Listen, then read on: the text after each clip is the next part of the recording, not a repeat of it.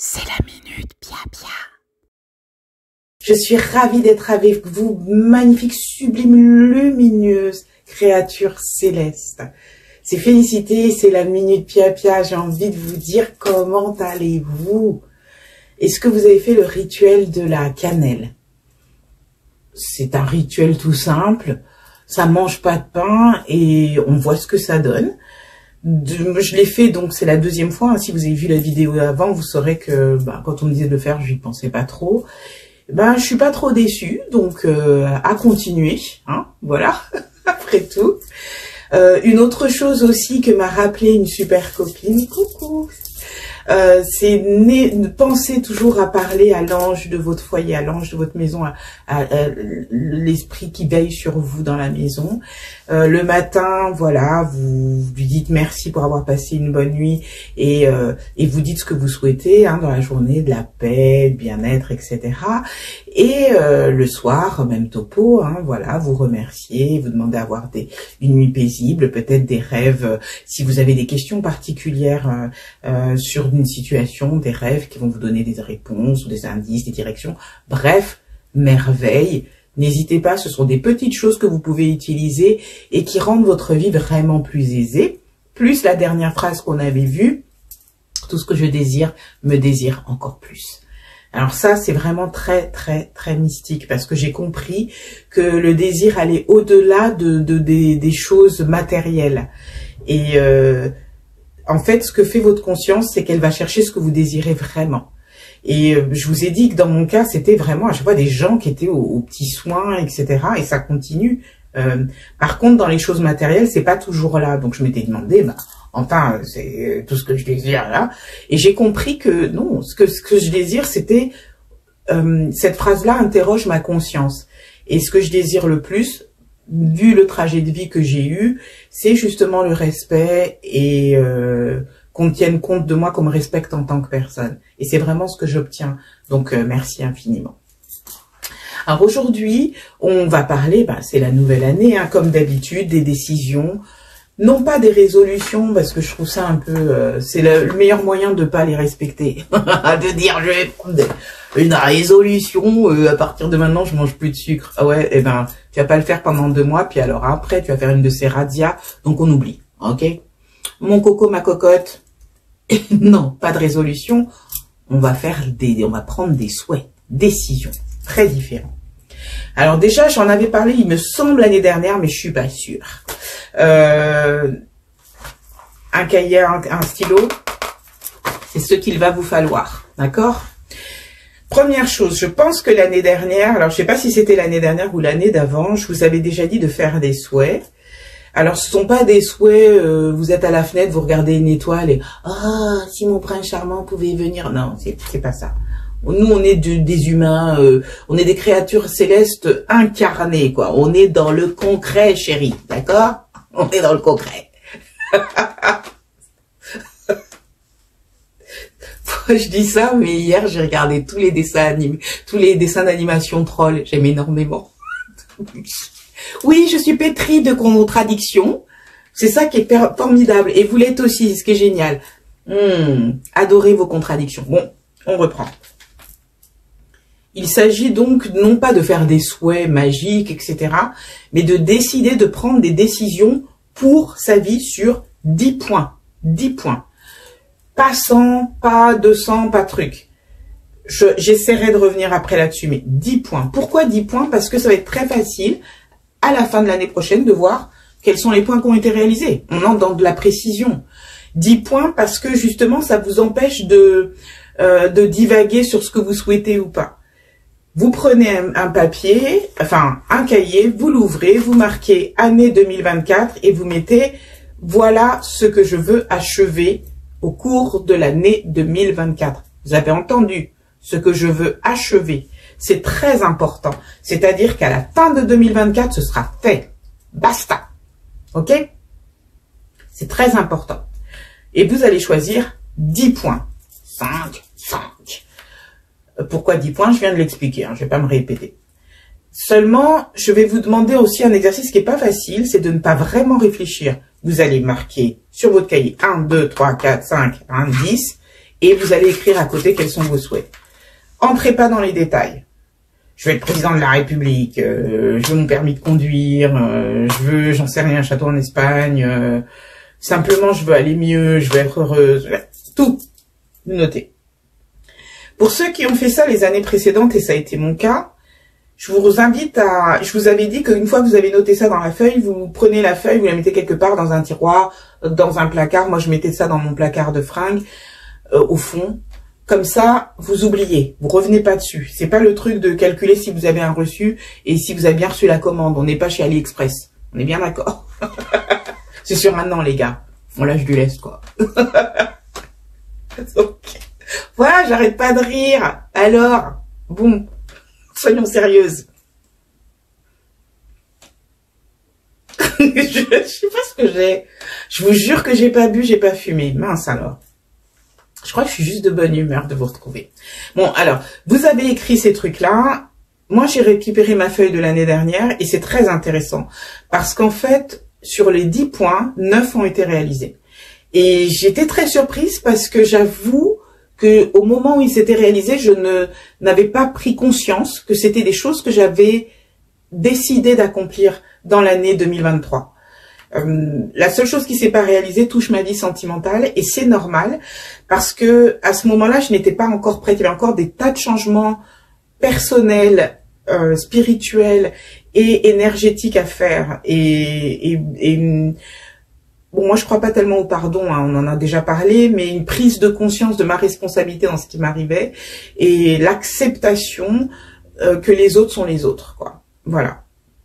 Maintenant, ces choses-là ont changé, donc je suis beaucoup plus disponible à une relation, tant mieux. Mais j'avoue qu'en 2023, je l'étais pas. Pour le reste, ce qui est très intéressant, c'est que un des souhaits s'est réalisé, mais genre 2 jours avant 2024. Oh. 2 jours avant 2024, boum, c'était fait. Vous vous souvenez que ça fait 2 ans que je cherche un logement, ben, j'ai trouvé. Et puis beaucoup de choses hein, dans ma vie professionnelle, les changements que je voulais, ben c'est fait. Et c'est fait d'une façon où je vais pas avoir à souffrir financièrement des conséquences. Donc c'est quand même assez chouette. J'ai beaucoup de choses sympathiques quoi qui se sont mis en place et je vais pas revenir sur tous les trucs, mais je suis vraiment étonnée de voir comment à la lettre ce que j'ai écrit a été accompli. Donc je vous invite à le faire. 10 points. Vous ne réfléchissez pas trop, vous écrivez ce que vous voulez, vous souhaitez voir accompli, hein, et vous souhaitez avoir accompli en 2024. C'est pas quelque chose qui va mettre sur 10 ans, donc c'est pour ça que c'est important. Si vous n'êtes pas sûr, demandez à votre ange gardien, aide-moi à bien cibler ce que je veux accomplir en 1 an. C'est 1 an, d'accord? On n'est pas sur 10 ans, sur 5 ans. Si vous avez un projet qui est sur 10 ans, par exemple, je voudrais m'installer dans tel pays, voilà, y travailler, acheter une maison, etc. Bien sûr, ça peut pas se faire normalement, on sait jamais, mais ça peut pas se faire en 1 an. Donc, ça va demander plusieurs étapes. Alors, dans ce cas-là, découpez un peu les étapes. Peut-être que la première étape, c'est je veux avoir telle qualification qui vous permettra d'avoir le travail là-bas. Ou au contraire, je veux m'installer dans ce pays-là, voyager dans ce pays. Enfin, à vous de voir quelles sont les étapes. Et c'est ça que vous allez dire. D'ici 1 an, je vis là. Voilà. Vous voyez ce que je veux dire. Ensuite, une fois que c'est fait, et c'est là que le travail commence, et c'était ce que je n'avais pas fait, proposé la fois où j'avais parlé de ça. Je pense pas que c'était l'année dernière, peut-être l'année d'avant. C'est de retrouver une méthode dont j'ai déjà parlé dans un Pia très ancien, qui est la méthode Sedona. Et moi, je préfère la méthode qui est allégée par Larry. Alors, je me rappelle plus son nom, Larry quelque chose. La méthode qui est allégée, en tout cas, qui permet de dissocier le souhait que vous faites de l'émotion peut-être négative ou de blocage que ça pourrait susciter. Je vais vous donner un exemple, parce que là, j'ai parlé un langage un petit peu trop empoulé, excusez-moi. Ce que je veux dire par là, mettons que vous ayez écrit,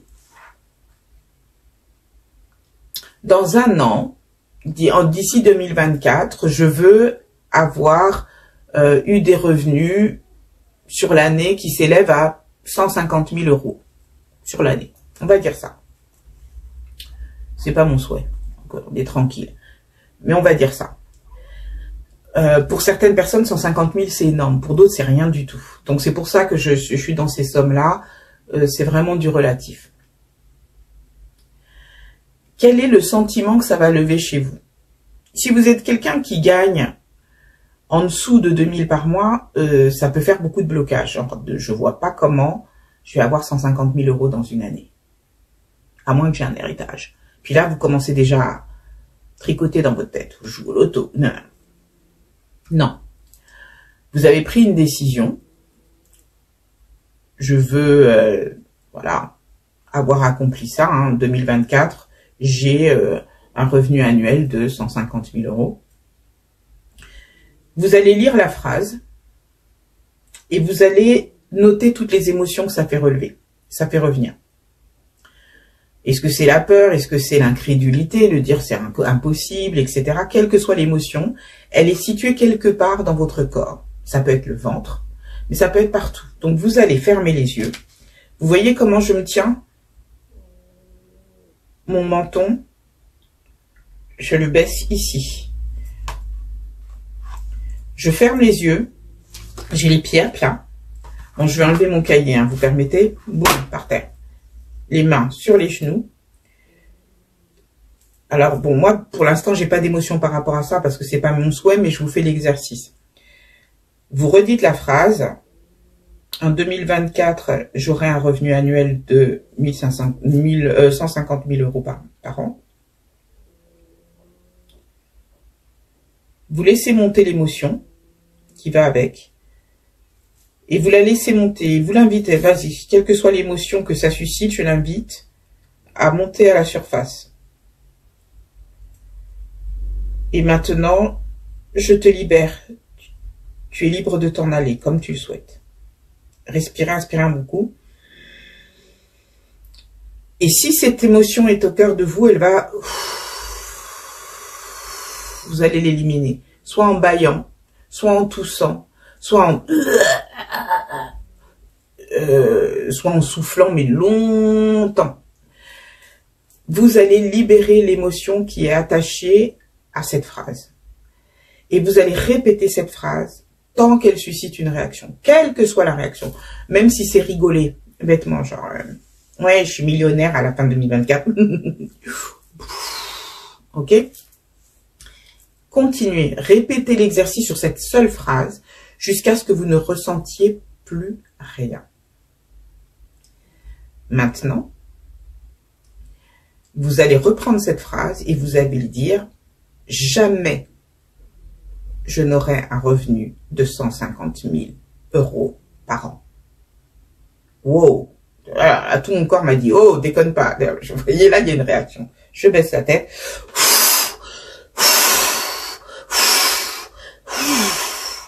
Oh la vache.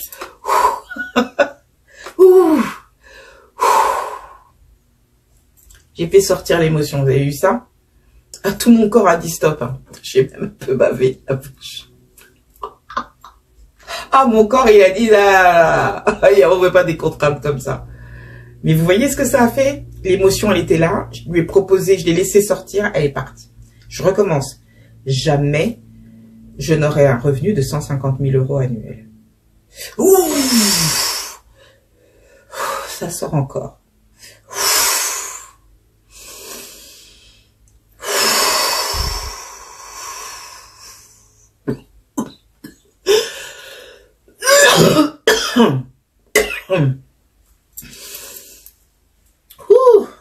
On continue. Jamais je n'aurai de revenus de 150 000 euros annuels.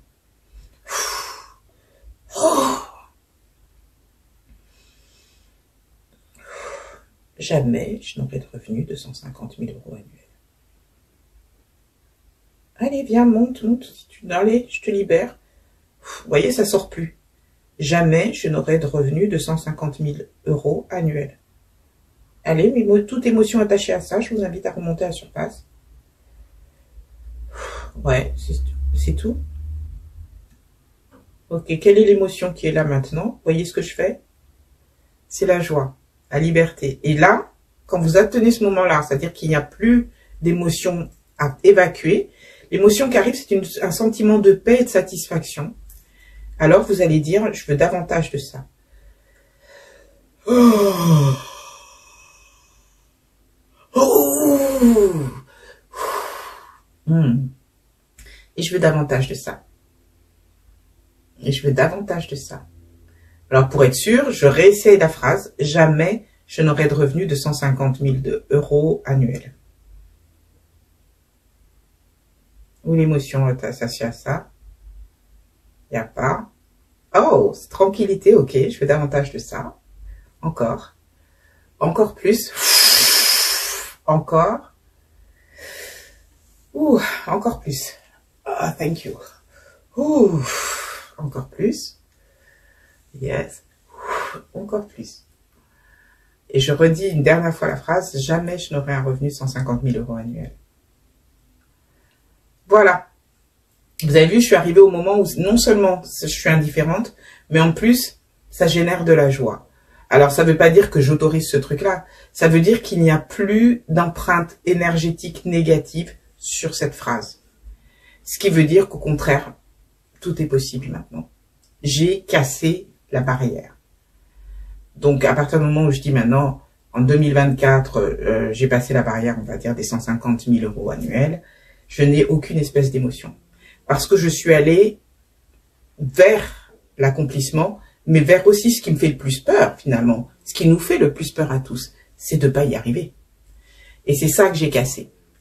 Alors, j'espère que la méthode a été comprise parce que j'ai essayé de vous la faire vivre comment dire, dans votre chair, en vous montrant ce que ça faisait sur moi, pour que vous compreniez ce que ça peut faire sur vous aussi. Mais ça peut ne pas être les réactions que j'ai eues. Hein. Ça va être, par exemple, vous avez vu qu'à la fin, j'avais des espèces de frissons, voilà. Chacun a un langage qui lui est propre et les émotions vont s'exprimer à travers vous d'une façon qui vous est, qui est individuelle, hein, qui est votre signature.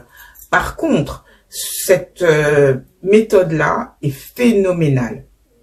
Si vous l'appliquez à chaque souhait que vous mettez en place, vous allez libérer vos souhaits de toutes les mémoires de blocage qui pourraient empêcher la réalisation et vous allez aussi vous libérer, vous, de toutes vos attentes par rapport à ce souhait-là. Une fois que tous vos souhaits ont été écrits, vous arrachez la page, vous la mettez dans un placard, dans un tiroir, tout ça, vous reviendrez un an après pour voir ce qui a été réalisé.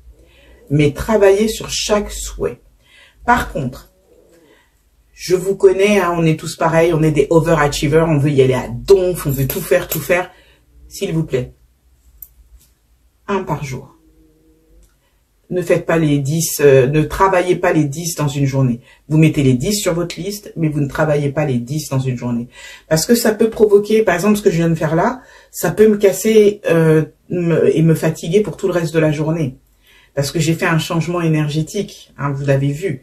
Les changements énergétiques, c'est pas rien. Ce sont des changements aussi quantiques. Ce sont des choses qui vont aussi avoir un effet ricochet sur toutes les dimensions, sur toutes les possibilités de vie que vous avez. Vous avez fait une transformation en profondeur, l'air de rien. Donc, ne soyez pas avide. Prenez votre temps. Autre chose, la méthode, et j'avais dit que j'y reviendrai, des 100 souhaits. C'est une méthode qui est sur pratiquement toute votre vie. Ça peut être plus que 100. Vous continuez avec ce cahier. Vous avez, alors moi je recommande de prendre le cahier de l'autre côté. Et là, vous écrivez tous vos souhaits pour toute votre vie. Et puis vous pouvez rajouter au long de votre vie. Et puis quand c'est fait, ben vous biffez. Si vous avez la possibilité, travaillez aussi dessus avec cette méthode-là. Éliminez toute mémoire négative attachée à ce souhait. Il y a des gens qui m'écrivent et leur souhait c'est de venir vivre en Occident et ils ne savent pas comment faire. Et ils veulent des méthodes de prière et de trucs qui certainement fonctionnent. Hein. Je sais que pour certains au pays, on dit on va se laver et tout ça. Et ça fonctionne. Moi j'ai vu des gens pour qui ça a été tellement phénoménal que j'étais épatée, quoi. Qu'on ne pouvait pas, on ne pouvait que constater que c'était surnaturel. Mais vous pouvez utiliser aussi ce système-là. Je veux, en telle année, je serai en Europe, je serai ci, ou je ferai ça, ou j'aurai tel boulot, tel truc. Les émotions qui viennent, vous les évacuez. Vous les évacuez jusqu'à ce que naisse ce sentiment de plénitude. et vous faites l'effet inverse. Jamais je n'arriverai à aller en Europe ou à m'installer en Europe ou à un travail, et vous évacuez toutes les énergies, toutes les émotions qui viennent de là, jusqu'à ce que s'installe ce sentiment d'euphorie. Les choses, on dit le lait ne monte pas quand on le regarde. Les souhaits ont plus de chances de se réaliser lorsqu'ils sont dénués d'émotions, lorsque vous laissez faire l'éternel.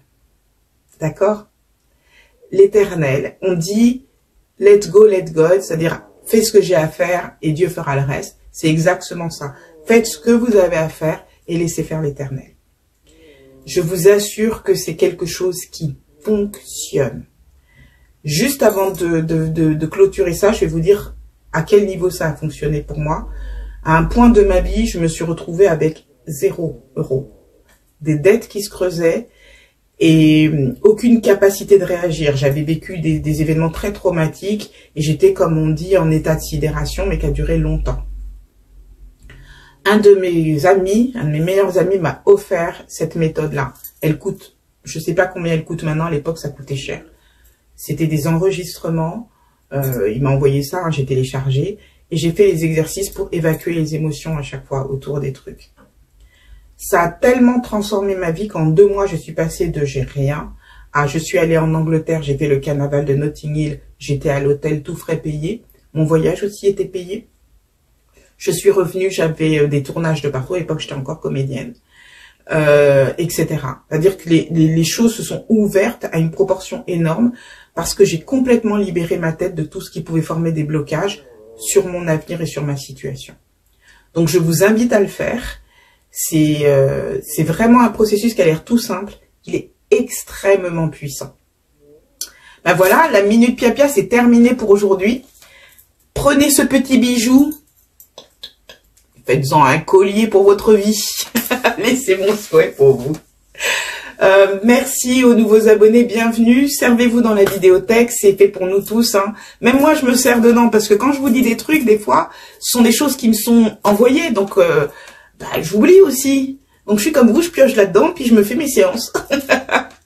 On se dit à bientôt, prenez soin de vous, s'il vous plaît, c'est la nouvelle année. La nouvelle année, vous êtes votre patient numéro 1. Vous êtes votre meilleur ami. C'est comme dans l'avion. Si vous prenez pas d'oxygène, vous serez pas capable d'aider la personne à côté de vous. Donc, prenez soin de vous. Ça va être un de vos souhaits numéro 1 pour cette année. Cette année, je prends soin de moi. Je suis mon patient numéro 1. Vous allez voir comment ça va transformer les choses et comment même votre entourage va vous considérer différemment.